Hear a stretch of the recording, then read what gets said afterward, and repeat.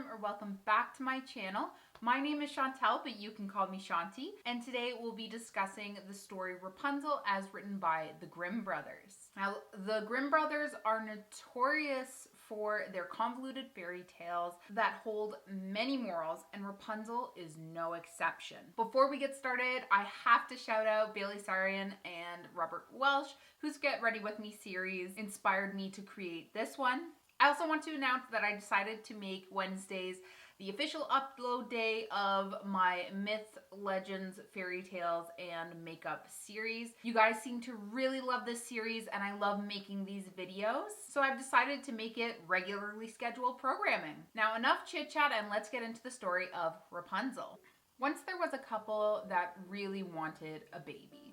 They lived in a cottage that faced a beautiful garden blocked by a wall. No one ever crossed that wall because the garden belonged to an enchantress who did not take lightly to trespassers. One day, a wildflower in the garden, known as Rapunzel, caught the eye of the woman and she had a huge desire to eat it. She knew she couldn't have it and over time became pale and miserable looking and lost her appetite.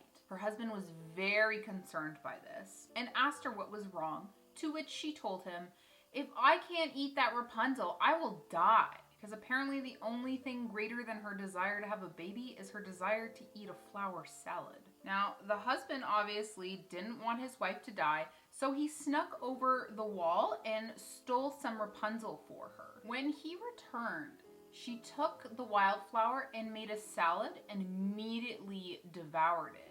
Now, despite finally satisfying this craving, the woman came to crave the wildflower even more now. So the husband climbs back over the wall again to steal more wildflower. Now, this time, the enchantress catches him, and she's pissed. But the husband quickly explains himself, and the enchantress is like, "I get it, I'd die for a salad too." She tells the man that he can continue taking Rapunzel from her garden, provided that when his wife gives birth, that they have to give their firstborn child to the enchantress. And sure enough, when the wife gives birth, the first person there is the enchantress, who names her Rapunzel and takes her away. Rapunzel grew to be a beautiful child with super long, blonde, and gorgeous hair, the color of gold. When she turned 12, the enchantress locked her in a tower that had no doors. The only access to the tower was through a very small window at the top. This tower was also hidden deep within a forest. When the enchantress would go to visit Rapunzel in her tower, she would stand below the window and call out, "Rapunzel, Rapunzel, let down your hair." When Rapunzel heard the enchantress's voice, she would take her hair, which was tied in a really long braid, wind it through a hook that hung in the window, and lowered her braid to her caretaker. The enchantress would climb up her hair as if it was a rope ladder. Now, a year or two after the enchantress locked Rapunzel in this tower, the king's son was traveling through the forest one day when he heard the most beautiful voice singing. He followed the voice and soon found Rapunzel's tower, but saw no way into the tower. He left, but still returned every day because the voice haunted him. He just had to know who was the owner of this voice and how could he get to them. So he goes back every day, and one of these times, he comes up on the enchantress as she's calling out for Rapunzel to lower her hair. So the prince hides in the bushes waiting for the enchantress to leave. And when she does, he runs up to the tower calling out for Rapunzel to drop her hair, which she does. When he climbs to the top and Rapunzel realizes that it's not the enchantress, keep in mind this is also the first time she's seen a man, she's really scared until she sees how handsome he is. And when he starts telling her about how he followed her voice and that he's been obsessed with it, and he proposes and she says yes and holds his hand. Keep that in mind. That's important for later. So So Rapunzel says yes to the proposal, and she tells the prince to come back every day with a yard of silk so that she can weave a ladder so that they can escape together. Now, the enchantress has no idea what's going on until one day Rapunzel says, and I quote, "Tell me, Dame Gothel, how it happens that you are so much heavier for me to draw up than the young king's son. He is with me in a moment." Like, what an idiot. You just outed yourself. Now, you guessed it, the enchantress is pissed. She's so mad, in fact, that she cuts off Rapunzel's braid and banishes her to the desert. The same day that she casts out Rapunzel, when the prince comes to the tower to see Rapunzel again, she throws down Rapunzel's braid for him to climb up, and when he gets to the top, she basically just brags about the fact that she banished her and that he's never going to see her again. The prince is so upset that he throws himself from the tower and falls into a thicket of thorns that pierce his eyes and blind him. So he walks around blind, basically just lamenting his loss, and just kind of stumbles around the world until one day he happened to stumble into the desert that Rapunzel had been banished to.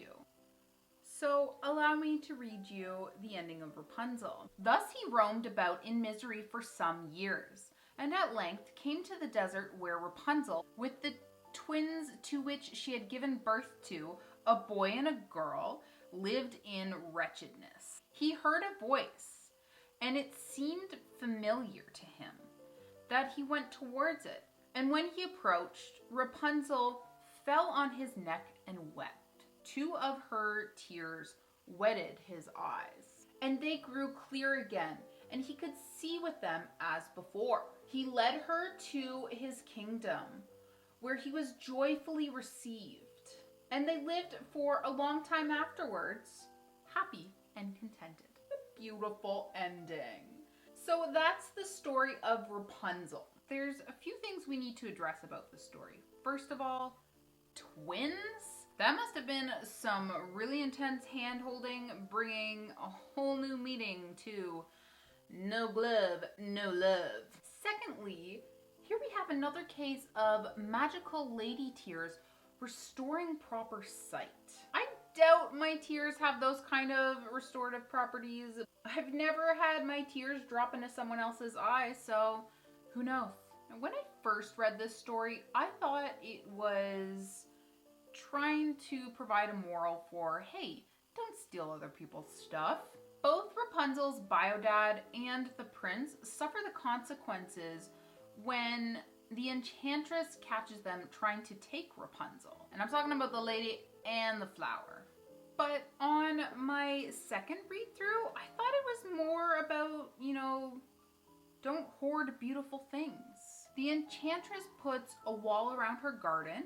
Someone sneaks into it and steals her flowers. Then she puts the child that she bartered for, she locks her in a tower, and a prince comes along and tries to whisk her away. Even when she abandons Rapunzel in a desert, the prince still manages to find her and they live happily ever after. But like the Snow Queen, we don't hear of the enchantress getting any sort of punishment for locking Rapunzel in a tower or for banishing her into the desert. Well, we have a happy ending for Rapunzel, the twins, the prince. It feels unsatisfactory to me. There are just too many questions left unanswered. What happened to Rapunzel's parents? Did they ever regret the dad's agreement? Supposedly they wanted a baby really bad, but a flower salad was more appealing? Then what happened to the enchantress? Did she find another baby to keep in the tower? Does she stop locking things up?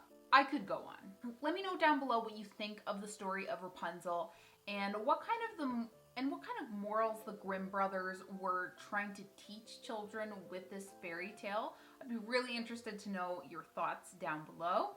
Also, let me know what you think of this look. And my low Rapunzel-esque pony. Although I don't think I could do much lifting people up with these tresses. Could probably lift like a Barbie into a dollhouse with this. If you like this video, if you like my vibe, don't forget to like and subscribe. Thank you so much for watching, guys. Take it easy.